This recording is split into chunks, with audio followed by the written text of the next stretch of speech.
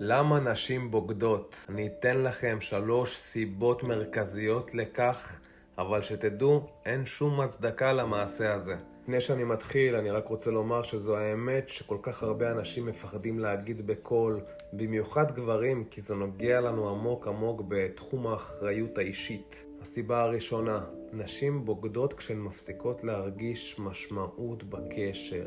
זאת אומרת, כשהיא שמה לב שלא רואים אותה, לא מתעניינים בה, לא מעריכים את מה שהיא בבית, לא רואים את הלב שלה, את המחשבות שלה.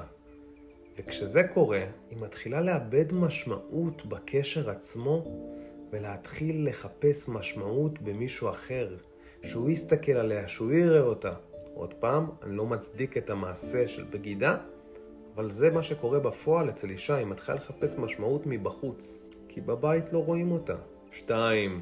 נשים בוגדות כשגבר מפסיק להוביל רגשית. כשגבר לא יציב מבפנים, שאין לו עמוד שדרה פנימי חזק, אז האישה מתחילה להרגיש שהיא נושאת את כל העול עליה.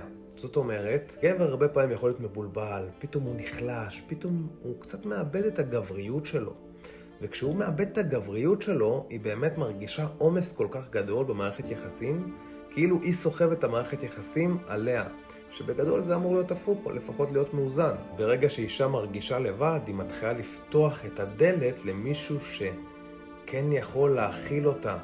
כי בסופו של דבר אישה רוצה להישען על הגבר שלה, ולא הפוך. היא לא מחפשת ילד שהיא צריכה להחזיק אותו ככה בידיים כל היום. 3. נשים בוגדות כשהקשר הופך לבית שחונק, ולא בית שבונים ביחד. כשהקשר נהיה סגור, בלי כנות, בלי אמת, בלי תקשורת, בלי צמיחה משותפת, בלי איזושהי הקשבה, תקשורת בריאה, היא מתחילה לאט לאט להיסגר עוד יותר. תראו, נשים לא מחפשות עכשיו לראות גבר וואי, מה הייתי עושה לו?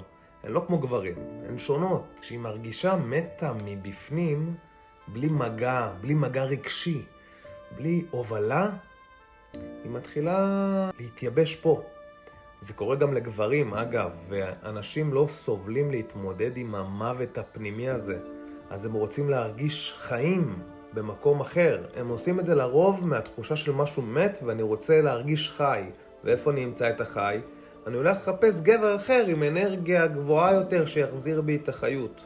אין פה שום הצדקה לבגידה. עוד פעם, חשוב לדבר את הדברים ולהציב את האמת בפרצוף, לשים אותה על השולחן. ככה אנחנו מונים הרבה פוגרומים במערכות יחסים. אלה 3 הסיבות המרכזיות. יש עוד דברים, כמובן, עוד כמה פרמטרים, ולא הכל פה זה מדע מדויק, אבל אלה הדברים המרכזיים, ואני אומר את זה כדי להעלות לגברים את המודעות. אני לא בא על נשים ואני לא בא על גברים.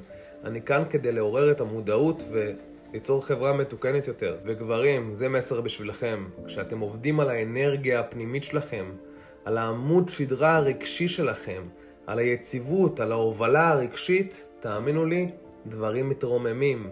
מה שחשבתם שמת, חוזר לחיים. כמו משיח, תחיית המתים.